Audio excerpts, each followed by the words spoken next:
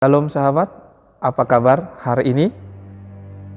Kali ini kita akan membahas tentang keangkuhan hati yang membawa pada kehancuran. Nats pembacaan kita, Obadya pasal yang pertama, ayat yang kedua, berbunyi demikian. Sesungguhnya aku membuat engkau kecil di antara bangsa-bangsa, engkau dihinakan sangat. Sahabat, kali ini kita akan membahas kesombongan yang berakibat dihukum oleh Tuhan. Kali ini kita membahas keangkuhan hati bangsa Edom yang menjadi pembelajaran bagi kita. Sahabat, Tuhan tidak akan menghukum sebelum memberikan peringatan terlebih dahulu.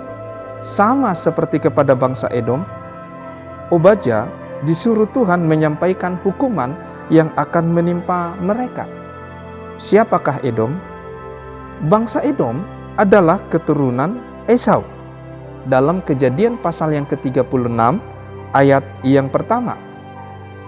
Esau tidak lain adalah saudara Yakub yang akhirnya menjadi bangsa Edom, sedangkan Yakub menjadi bangsa Israel. Jadi bangsa Edom dan bangsa Israel masih saudara. Lalu, mengapa bangsa Edom dihukum oleh Tuhan? Yang pertama, keangkuhan hati. Keangkuhan hatimu telah memperdayakan engkau, ya, engkau yang tinggal di liang-liang batu di tempat kediamanmu yang tinggi. Engkau yang berkata dalam hatimu, siapakah yang sanggup menurunkan aku ke bumi? Obadya pasal yang pertama ayat yang ketiga. Pada Obadya pasal yang pertama ayat yang ketiga disebutkan bahwa mereka angkuh atau sombong.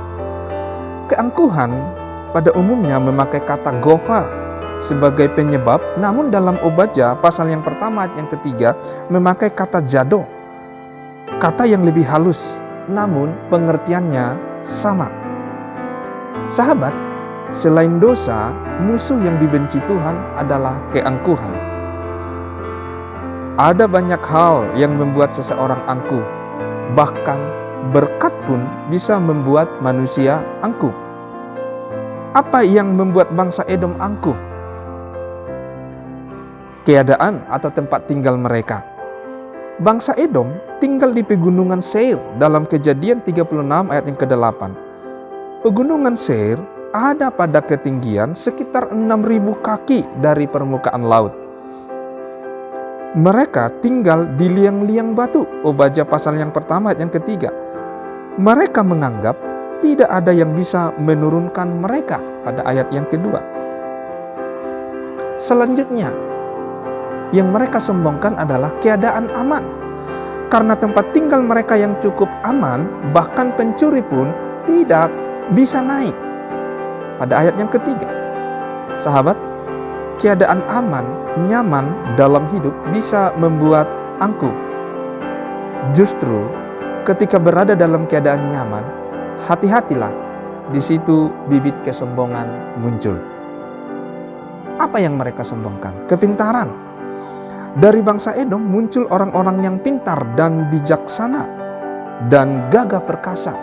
Obadya pasal yang pertama ayat yang ke-8 sampai 9. Sahabat, kelebihan yang kita miliki bisa membuat angkuh. Yang kedua, dendam terhadap saudara. Sahabat masih ingat bagaimana Yakub menipu Esau mengambil hak anak sulung dan berkat yang seharusnya untuk Yakub. Akar pahit dendam karena kejadian masa lalu terhadap saudara mereka bangsa Israel membuat Tuhan menghukum mereka. Amos pasal yang pertama ayat yang ke-11. Bahkan ketika bangsa Israel dikejar musuh, bangsa Edom tidak mau menolong. Obadya pasal yang pertama ayat yang ke-10 sampai 14. Karena Allah adalah kasih, maka Allah membenci akar pahit.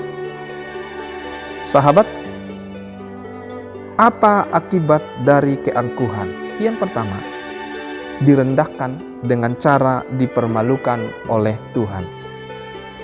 Yang kedua, Tuhan mengambil apa yang sudah diberikannya. Yang ketiga, Tuhan menyatakan keadilannya dengan menghukum. Sahabat, ingatlah, keangkuhan membawa kepada kehancuran.